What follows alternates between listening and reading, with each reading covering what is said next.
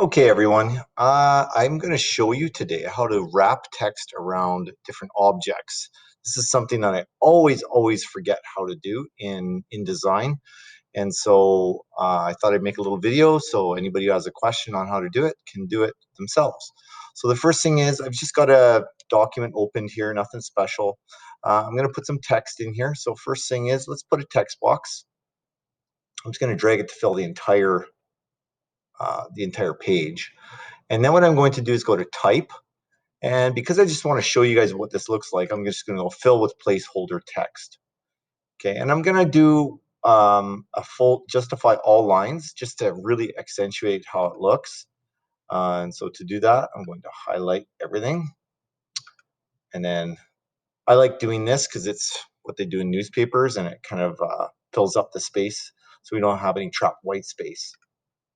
So the next thing I'm going to do is I'm going to make another text box. Okay, now this is going to be my quote, and I'm going to insert this quote here in the middle just to kind of show you what it looks like.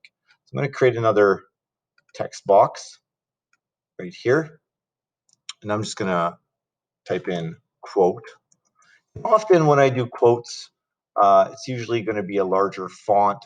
So let's just bump this guy up to about a 72 for now. Oops, that's maybe too big.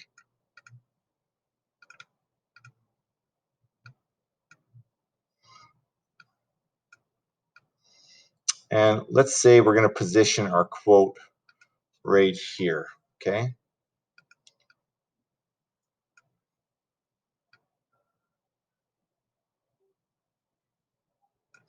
So first of all, when I'm doing quotes, I often, I like to make sure that it can be seen quite easily, right? So what I'm going to do is I'm just going to reset my essentials here. So I went up to window and workspace, and I'm in essentials right now. Sorry, before I was in typography. So just hang tough. I'm going to actually get to that in a second. And so what I did is I went and when you click on the actual text box, it brings up all these other different properties in this property bar here.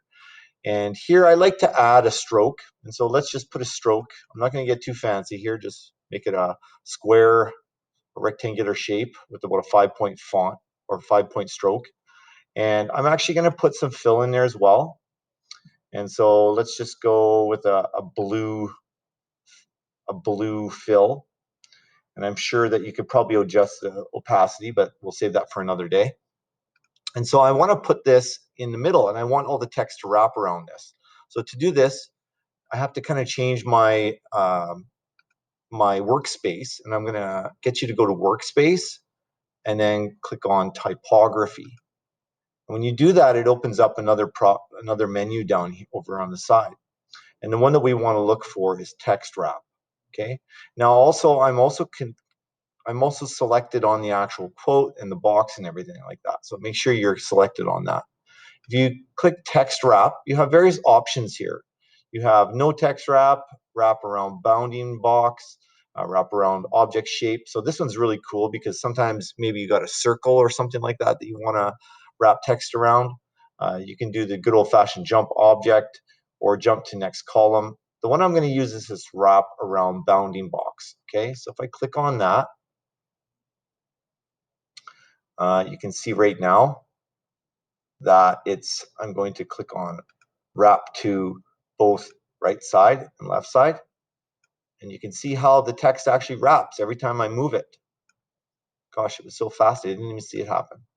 Okay, so you can adjust this as well. You see there's some gapping underneath here, and there's like, it's kind of disproportionately, moving around my text and everything. So you can adjust these. You can make the above or below the quote a little bit more space if you want. This adjusts the bottom. So right now I'm not really happy with that, so I'm going to do that. You can even adjust the sides until you get a uniform look around.